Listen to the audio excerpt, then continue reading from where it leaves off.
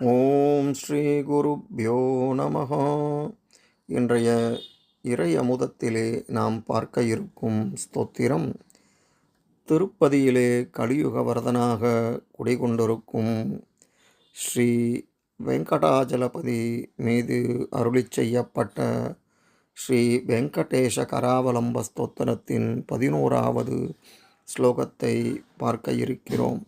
இதனை தினமும் பாராயணம் செய்வதால் அனைத்து வித கொடிய நோய்களும் நீங்கும், அனைத்து காரியங்களும் சித்தியாகும், விவாகம் முதலிய நன்மைகள் உண்டாகும், கடன் முதலிய தொல்லைகள் நீங்கும்.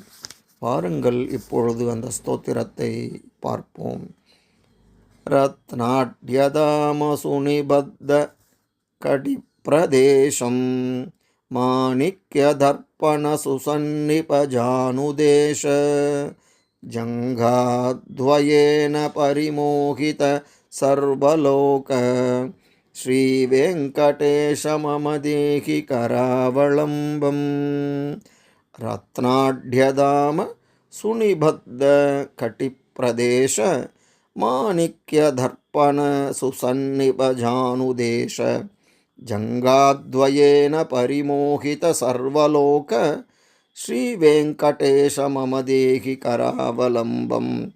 ரத்நாட்யதாம சுனிபத்த கட்டிப்பிரதேச மாணிக்யதர்ப்பண சுசன்னிபஜானுதேஷ ஜங்காத்வயேன பரிமோகித சர்வலோக ஸ்ரீவேங்கடேஷ மம தேஹி கராவலம்பம்.